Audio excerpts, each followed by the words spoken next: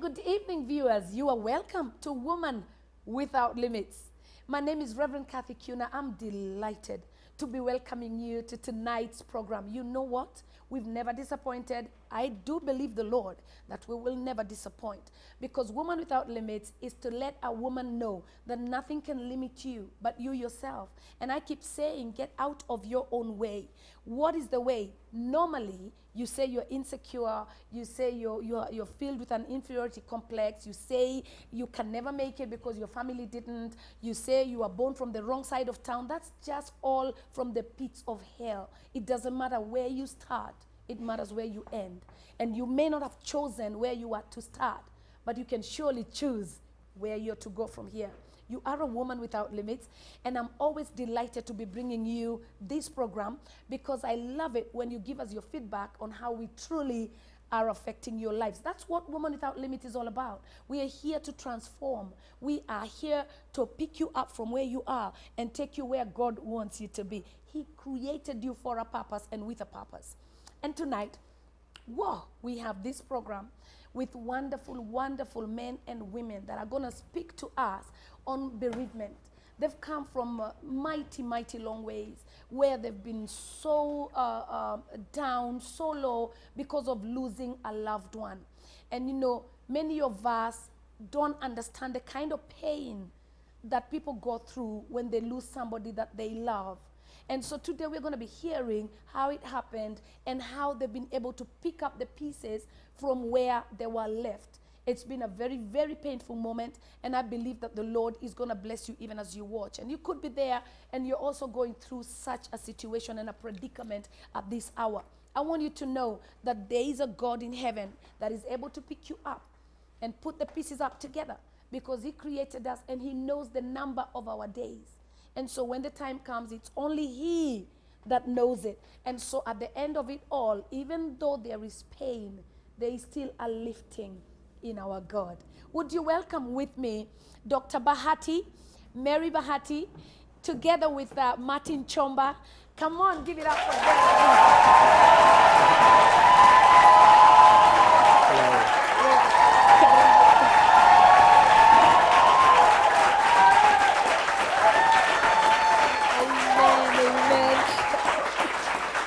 Amen. You're welcome. Thank you. I am so delighted that you could make it today. Me too. And you just landed from Cameroon. Yes, I just came back. How was Cameroon? Oh, I just wanted to stay there. Yeah, but For real? they refused to give me a husband. So you say, let me just go back. Yes. Okay. You're welcome. It's so wonderful to see you. And what about you, Martin? It's been wonderful to just, pastor you all these years. Yeah, it's actually been 12 years. Yes. Yeah. Wow. Of pastoring here. Of me being your own mother. Yeah. Hey, what are you going to say? That's wonderful. Yeah. How are the children doing? My babies are all right. Yeah. Yeah, one is in class 5, Okay. to class 6. The other one is in class 2, Yeah. to class 3.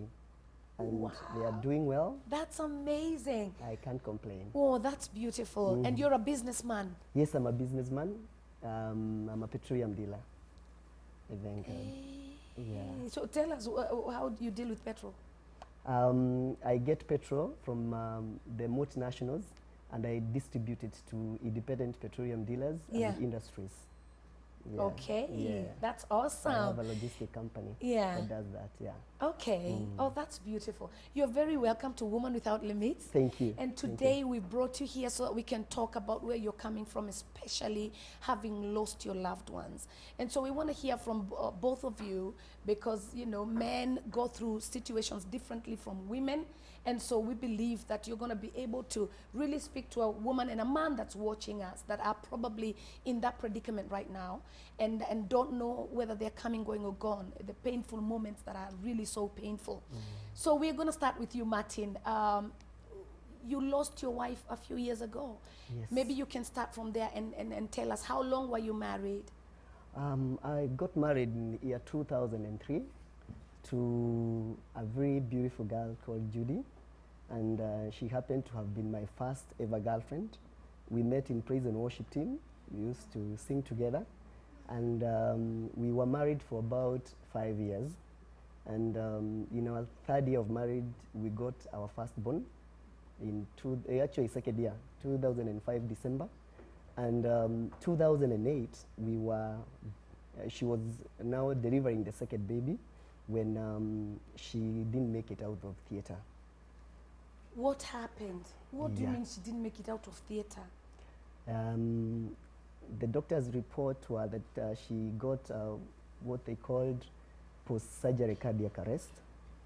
And it was very traumatizing because we were driving, talking, and doing all manner of things on the way. We were best friends, actually. I tell people it's very hard when things happens to your best friend. You know, it's because she was not just my wife.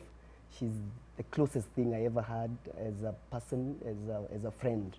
And it's one thing when you hear these things, but it's another thing when you are with somebody and they get in, and the next thing you're being asked by the doctor, where do we put her?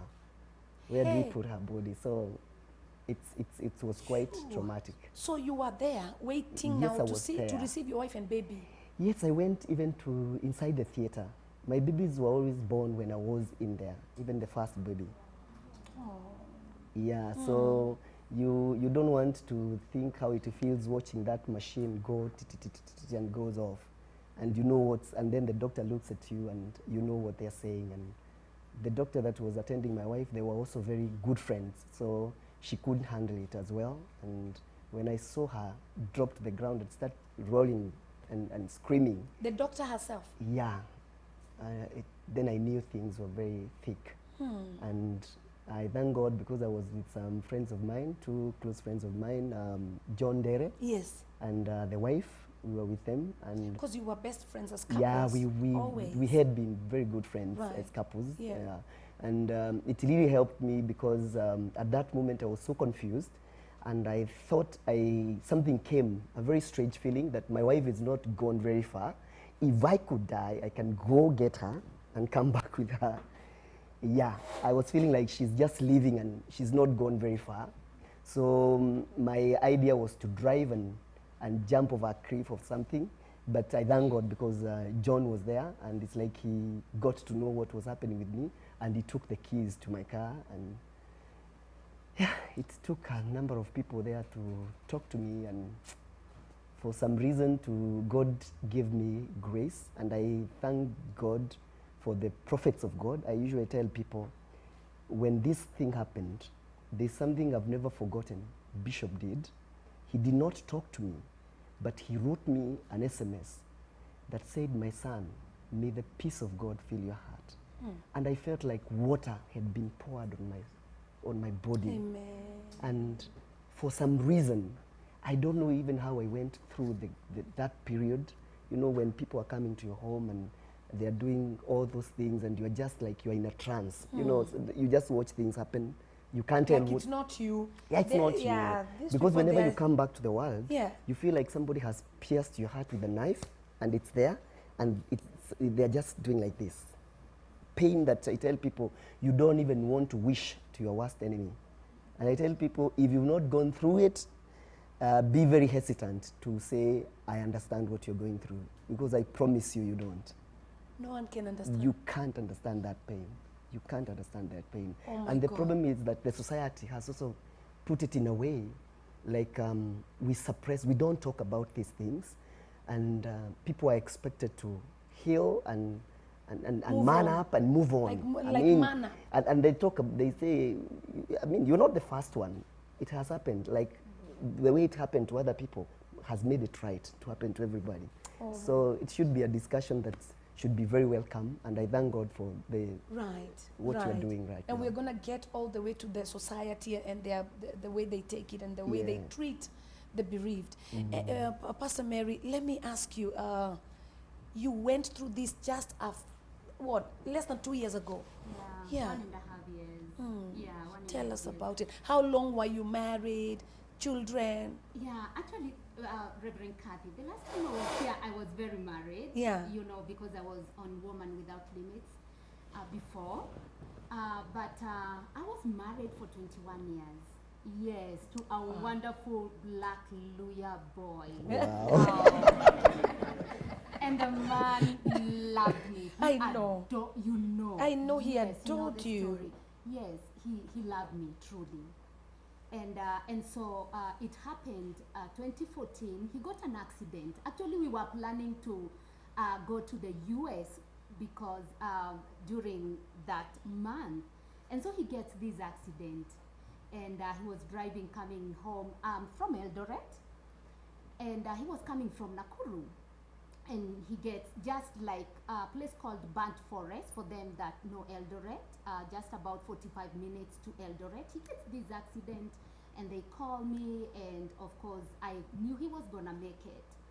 So I did everything, and for a month he was in Eldoret. He broke, his spine broke, and then You were talking to him on the phone when he was Yes. driving. yes. Let's start there. Okay, we start Yeah, there. yes. Okay, I'm too fast. You're too fast. Okay. You are finished before you began. Okay. Yes, and when he was coming from Nakuru, he was actually, when he reached, he told me, because he left very early, Yeah. he was going to pick up our daughter's visa from Nakuru.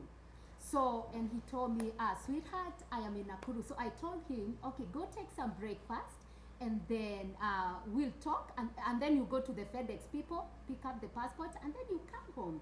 So he goes, he takes breakfast, he goes to pick up the passport, and then he tells me, okay, sweetie, I have my the passport, and I'm on my way. And we are talking, you know, but I don't like him talking on the phone when he's driving. So I tell him, you know what, baby, I want you to put down your phone and come back home. So that was around 12:30. So, and I continued doing my business, and about 1.5 hours later, they call me to tell me somebody picked him. I think when he rolled, somebody picked him, and so they call me on his phone, and they tell me, are you, this is the last number that, you know, this man spoke with. And I'm like, yes, this is my husband's number. So they're like, okay, he's been in an accident, he's okay, we are bringing him to the Eldoret Referral Hospital. And so they bring him, okay, and I tell them, can I speak to him? And they say, no, but we are bringing him to Eldoret.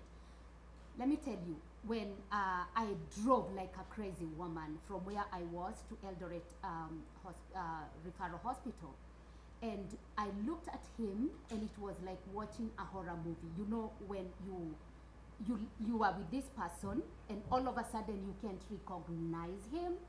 It was terrible. I can tell you that. And so they take him in there. So I'm holding his hand and I'm praying for him, and you know, and everything. And at that point, he's not talking. But I could see that he was in a lot of pain. So they did whatever they did and everything, and they rushed him to theater. And the doctor looked at me and told me, Mrs. Bahati, it is a miracle that your husband is alive. It is a miracle he made it to the hospital. So so they did everything they could. They put him on life support, and for a month, that's where he was. And we were talking the whole time during that time. It was so hard, even to be able to talk to my kids that, okay, this is how your dad is, and you know, taking them in there and seeing him, this strong man, being connected to all these machines. It is terrible. I don't even know how to put it, but it is a terrible thing. So for 1 month, he was in Eldoret, and so I was like, okay, if I take him to Nairobi, it's gonna be better, because Nairobi, we have professionals and better medical care and all that. So I work out everything.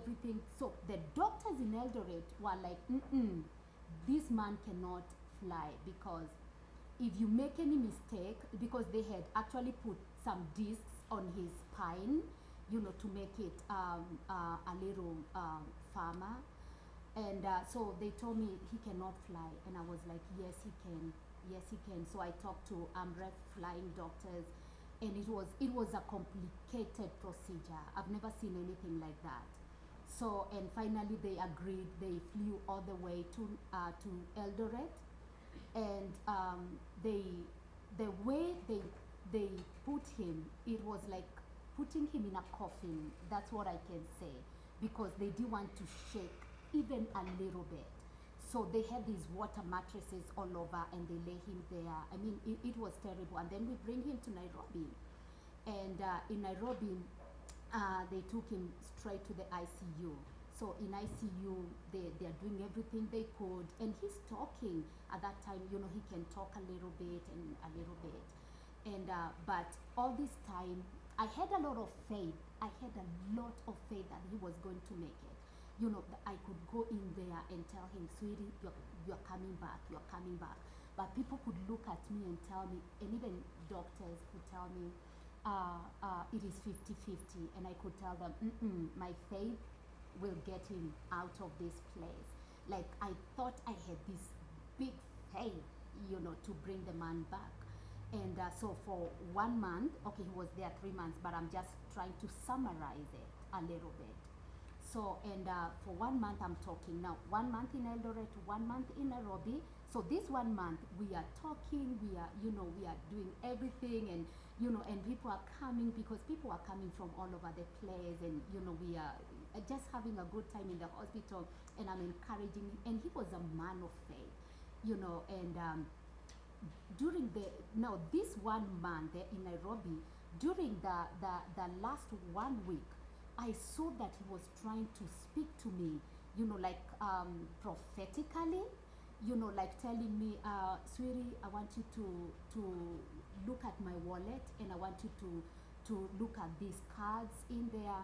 I want you to bring your phone in. Let me show you something. And then he showed me his passwords and, you know, some things that, you know, women ignore.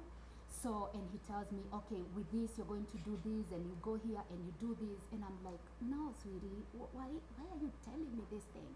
Because for me, I don't, I was one person that I never checked his phone, like, you know, checking messages and all that. Never, not me. So he gave me, you know, all that. That's wise, by the way. Yeah. That's wise, because you can actually be a slave, eh? Yeah. But when your husband gets home, phone, Yes. you can be a slave. Yeah. With it. Exactly. See, he's there with you. What is it? Exactly. Yeah. So now he shows me all these things, and then he tells me, okay, my husband was so evangelistic, and he used to do these big crusades and all that, all over Kenya and outside Kenya and all that. And he tells me, okay, there's this meeting that I'm supposed to do in November, and it is going to be a big meeting, and I want you to do that meeting. And I was like, no, stop right there. I'm not doing no meeting. I like sitting with people, talking, and just, you know, people taking notes. That's what I like. So those big meetings, I lead them for you. I can support you. I can sit there and smile and look beautiful, but no, I cannot do that. So, but I did know that he was actually, prophetic. Yes, he was actually telling me goodbye.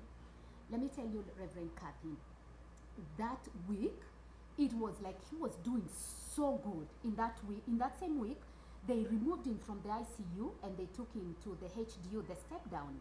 And the doctors were like, yeah, we are doing well. And I'm like, praise God, my husband is coming back. Yeah.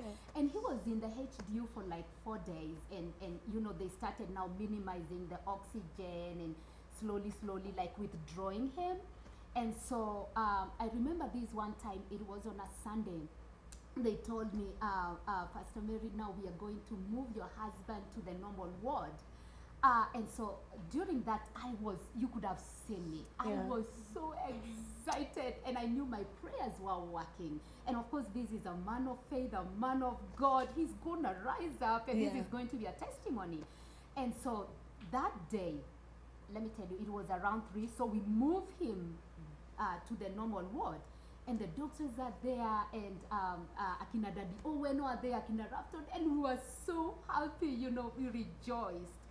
And so we moved him. At around 6 in the evening, Reverend Kathy, I look at my husband, and there's some things that women know.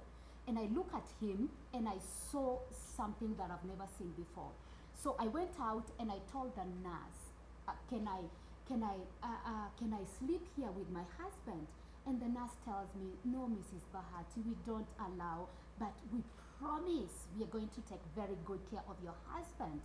So, and I was there. So I went back in, and he started now talking to me at that point. He told me, sweetheart, I want you to do 1, 2, 3, 4. I want you to take care of the ministry. And then at some point he told me, sweetie, I want you to dress me up. And I asked him, how do you want me to dress you up? So I started, I thought he was uncomfortable, so I started pulling the covers. And so he told me, no, I want you to dress me up. I realized something wasn't right. So the nurse came in, and she because I called her in, so she came in. Imagine on the same day that he was moved from the HDU to the normal ward. So the nurse came in. It was now around 8:30 in the evening. So she told me, Mrs. Bahati, you need to go home. So I didn't go home. So I went outside. I sat there. It was Nairobi Hospital. So I sat somewhere, and there was I was with one of my sons. After about 10 minutes, I told, his name is Willie. I told him, Willie, can you go in and check what's going on with your dad? And so he goes in and he peeps, and then my husband calls him, and he says, Willie, where's your mom? This is my spiritual son. Where's your mom? And he says, my mom is out here. You want me to call her? Then he says, please don't. I want to talk to you. I know your mom is tired, but I want you to do 1, 2, 3, 4 and take her home, like right now.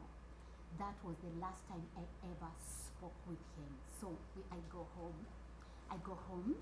and so at 4 in the morning, I receive a call from the ICU. They tell me, Mrs. Bahati, we are so sorry, we had to move back to the ICU. I rushed to the ICU only to find the man that I spoke with is now a vegetable. He's not talking, he's on life support, and even higher. I look at him, and for a minute I was so angry because I thought I had my faith all together, and I was angry, and I went out and I told the nurse, I want to know what happened. I left him talking. What happened? He can't talk, he can do nothing, he can't even, like nothing. And that was my story now for, the nurse told me they don't know what happened. That was my story now for the next 1 month. 2 months he's talking, 1 month he is in a coma. You have never seen a crazy woman, Reverend Kathy. You came here several times. I became crazy. I could go in and hold him, call him. The nurse is there. I became like a pastor in the ICU. And they started, when I went in, they were not chasing me out. They were not telling me time out and all that. And I could talk to the man, and I could call him, and I could go in, even in the ICU bathrooms. I could kneel down and I could pray. I actually lost a lot of weight during that time because I couldn't eat, I couldn't sleep, I couldn't do nothing. And then it came on the 4th of November 2014. I remember before then you had called me that on Saturday, and you told me, Pastor Mary, you are so tired. Mary, I want you out of the hospital, because I was.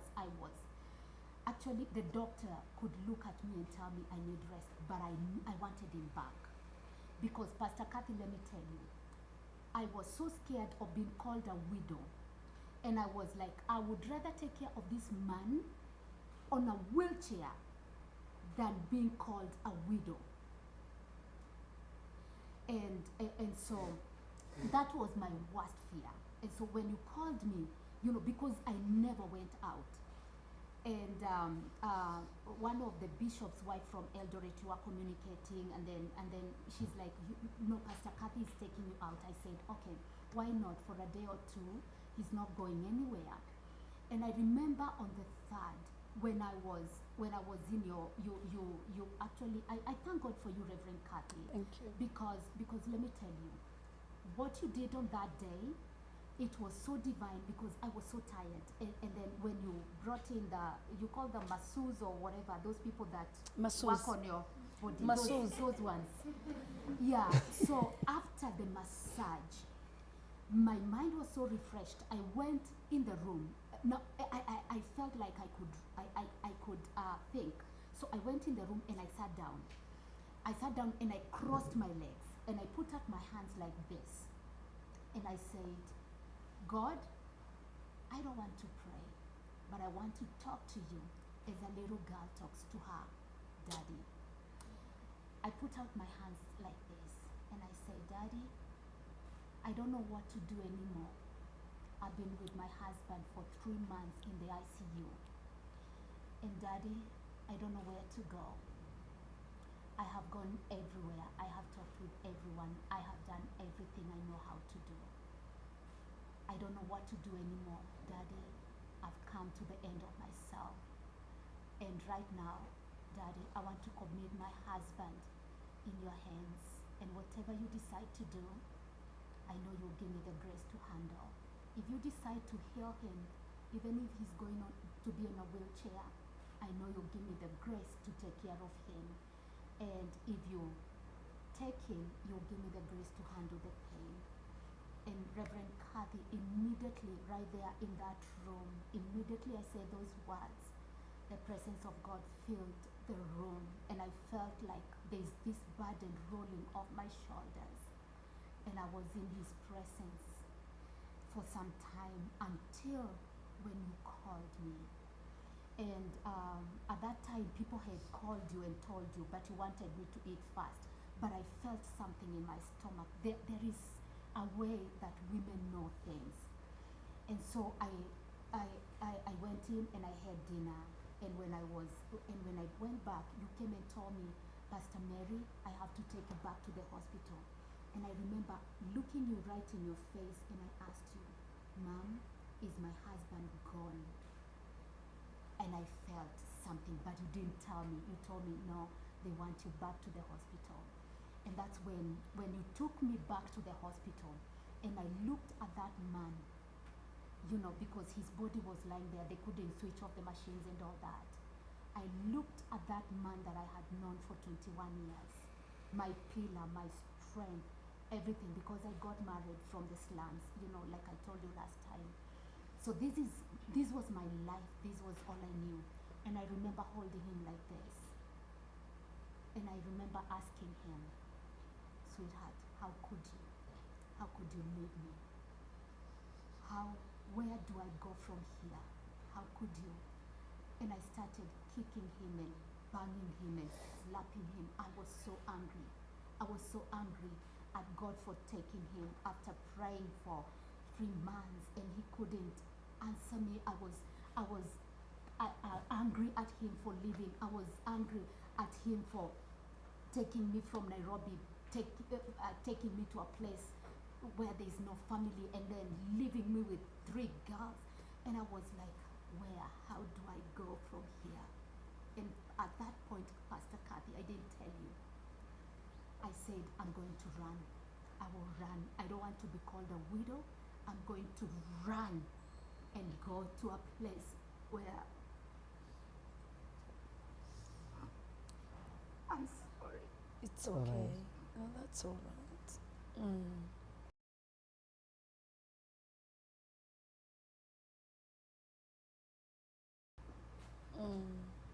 At that point, all I wanted was to run, and I thought of going to Tanzania. And because I know what happens to widows in Africa, I've seen, but I never knew something like that could happen to me.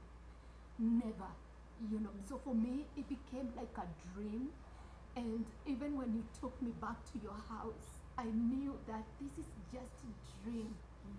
I will wake up in the morning and everything will be back in order. But he was gone on a journey of no return. Right. Yeah. Oh my God. Whew. And maybe you're there watching us and that's what you're facing right now. I want to tell you that there is a God. There is a God. And this God is able to lift you up from that pain and cause you to smile again. So Martin, here you are now. You've seen your wife is gone. You are not believing. You want to kill yourself. Yeah, and as Mrs. Bahati says, it's actually you live in a dream. For quite some time, I would be troubled a lot at night, and there are those times I would see my wife dressed in a robe that is to the clouds. She's in the clouds and it's not touching ground, and you can't see her legs. And then we used to call each other sweetie, and she's like, "Sweetie, do you also want to believe that I died like everybody else?" She would ask you that. Yeah. So I look at her and I'm thinking that is the real life. Then I'm like telling her in Kikuyu, I'm telling her that kind of a joke, you know, never ever try it on me. So I'm thinking that is the real life. And then when I wake up, I realize that was the dream. I'm so depressed, you know, and it happened like 5-6 times.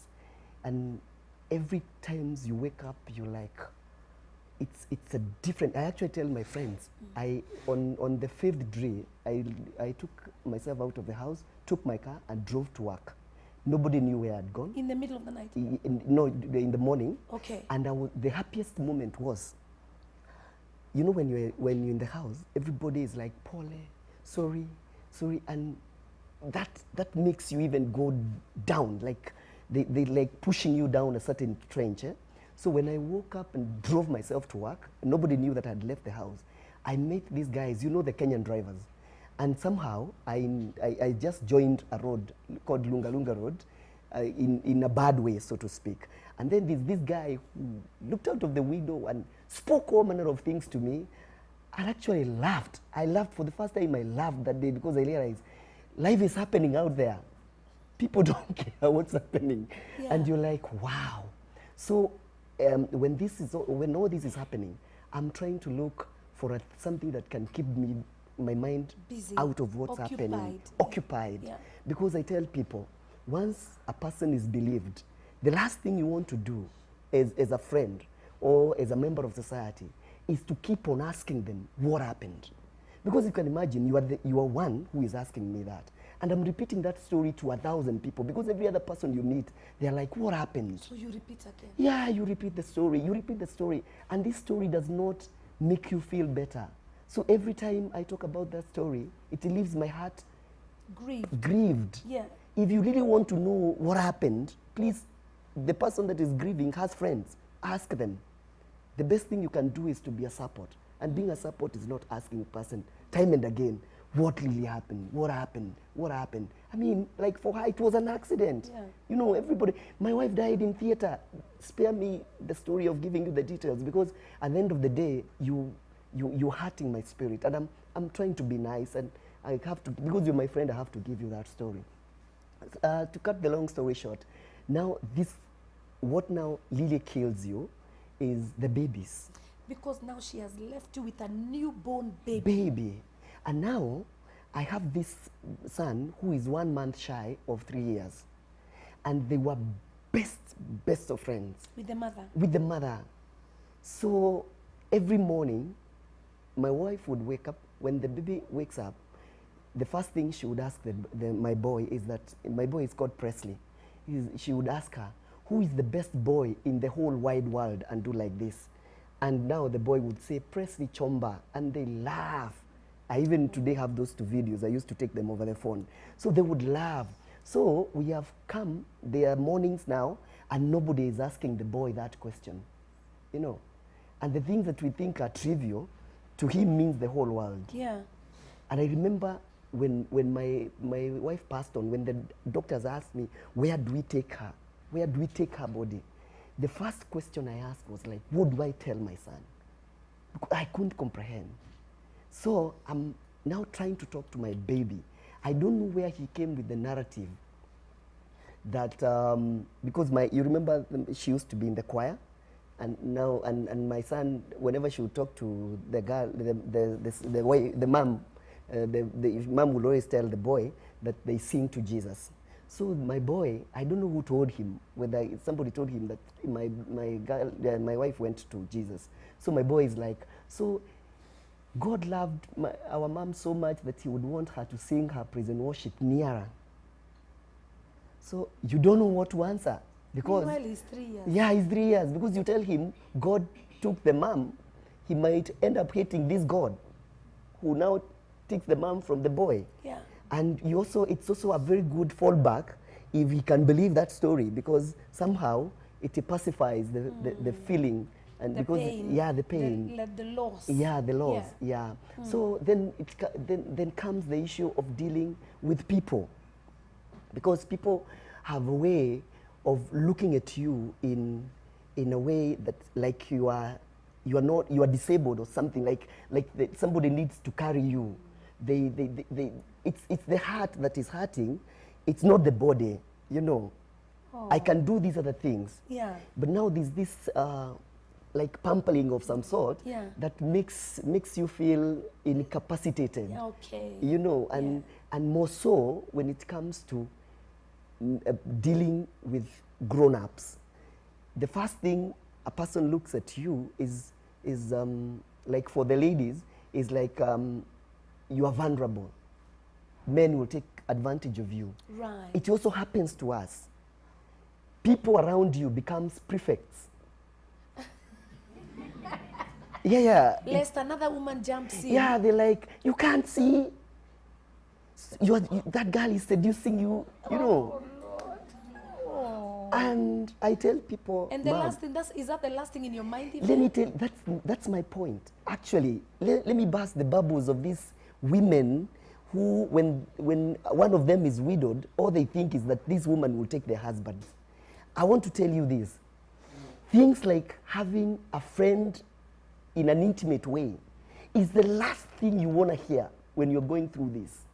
Actually, when somebody looks at you or behaves in a suggestive manner, your heart loathes them. Your heart You disgusted. is disgusted. Yeah, Yeah. you were like, come on, is this all you can think about? Yeah. You How know? can you even come to me Yeah. with that idea at this hour? So for me, I'm like, because some people are being genuinely nice, Yeah. they're doing things in a nice manner, but the other people, busybodies, who are looking at those others who are doing good things in a way that they are trying to take a position. Right. You know, like my friend, my wife had friends. Some of these friends are very nice people. They're doing good things. And they are all over. They are genuine care. But there are them amongst them now who looks at them and like, does she has to do all these things? You know, does she have to pretend to take, then they say they pretend. To take care of the child. You realize that people around you will be thought to be pretending to be nice. They don't think somebody can be genuinely nice. Yeah, and I thank God. God provides grace, and over time I learned something that really helped me. Unfortunately, this is not for women. My Bible, when I read the Bible, it says that God is the father to the fatherless. I realized that the Bible does not say God is the mother to the motherless. In other words, if the home has a father, those kids are not considered orphans. Oh my God. Yeah. So this gives me a certain strength. Wow. That's awesome right there. Yeah. That's yeah. He's a father to the fatherless. Yes, but he's not a mother to the Mother motherless. to the mother. Yeah. Yeah. He said he's a husband to the To widow. the widows, yeah. But he's not a wife That's to the awesome. widower. Yeah, no, Yeah. that will preach. That will preach right there. Yeah. Yeah. So this give me a sense of thinking. I should not feel like anything is gone as much as I feel my best friend is God, because I used to ask God, there are people who are married and wish one another dead. Yeah. Like they would even want to kill one another.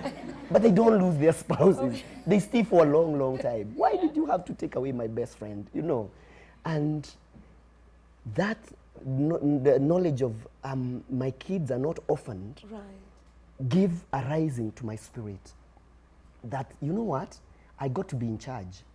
I may not be able to cook for my babies and do all those things, of which I can do. I was brought up in the village. I started cooking when I was class 4. Okay. So I could do that. Then I had the support system. My mother left her job. She's a hairdresser. She left her job and came to live with me. And I also thank God because of the house help I was left with. She stayed with me. Actually, she got married this in February 28th. Wow. that deserves a clap right there. What? Yeah. So she became basically your daughter. She actually, she is my daughter. When the husband was coming, Right. I insisted that they had to come through me. So they came to my house. We sat down and I told her, this my firstborn actually. And whatever you do, just know you're doing it to my daughter. Oh, And, wow. yeah. And I thank God she's gotten a home of her own, because I remember you remember the story of the Israelites, the Yes, women, when they were yes. told to kill the babies, Yeah. and they refused, and God Yes. said, The because you midwives preserved refused. life, Yeah. I'll give you homes of your own. And I thank God because God has given her a home of her own. And I thank God I also took her to college. She did her thing at Zitek University, and I thank God she has a beautiful life because she's really taken care of my babies. So Wow. life became easier for me because of that realization that I'm able to be the father and the mother to my kids. Yes. So what I promised myself is that I'll never want one day my babies to call mom and she's not there, and then call dad and dad he's is not not there. Because initially my mother was of the old school of thought that when a man loses a wife, you take your babies to your mothers. That's what really happens. And we actually had a tug of war, because my mother stayed with me for 2 years, and I told her, you know what, because I was not brought up by a father, I had made a deliberate conscious choice that I'll be the best husband to the girl I'll ever marry, Hey. and I'll be the best father to the kids that I'll have, to compensate for what I didn't have. Because I was brought up by my grandfather, and my mother was not married. So I wanted to compensate for that. And I thank God, because even at the time of death of my girl, she knew she was loved. You know, I know she knew she was loved. And I thank God because that also gave me strength. Because unlike when you lose somebody and then you realize you needed to have done things for them. And you had even fought. Yeah, and you had fought, you know. And you want them to come back to say sorry, To say and sorry, then they go. to say You sorry. know, like, Yeah. like, oh Lord. And at this time. that's what I tell my friends. Right. If there's anything that you can do to that person that you're living with, do it today. Do it today. I had wanted to buy my wife a car. I had bought her a car then.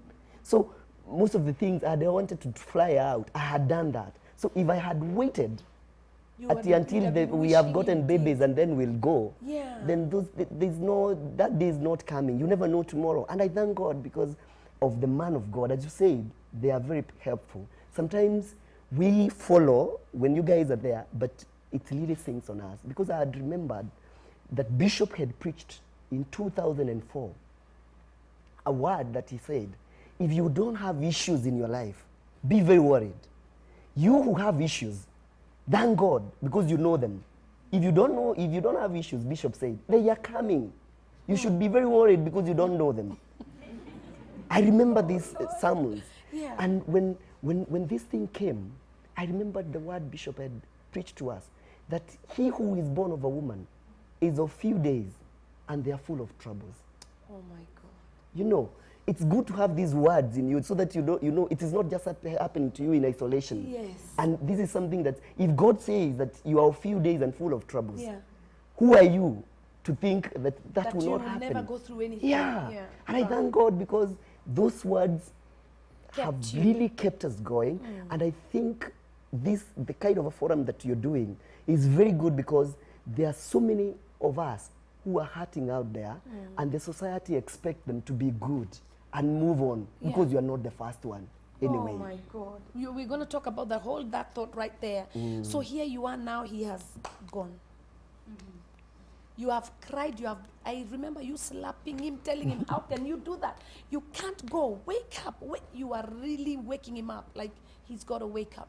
So now, when did it come to the realization that it has actually happened? Well, I think I was in denial, a lot of it, because for me, Reverend Kathy, I actually knew that the man will rise up. Yes, I kept telling myself, this is going to be one of the resurrection, miracles. And even when he was put in the casket, even when I was going to the mortuary to, them pulling, I got a lot of courage. Me, I never used to go to mortuary, never. But this time, because I wanted the man to wake up, I could go in and I could pull that thing and I could kiss him and I could, and I knew he was coming back. So I was in denial.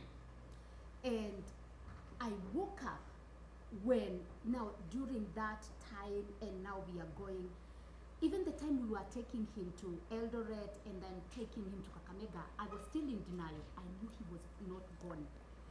No, I could hold that casket and I could look at him and say, Bishop Ben Bahati, this is going to be a miracle, like faith.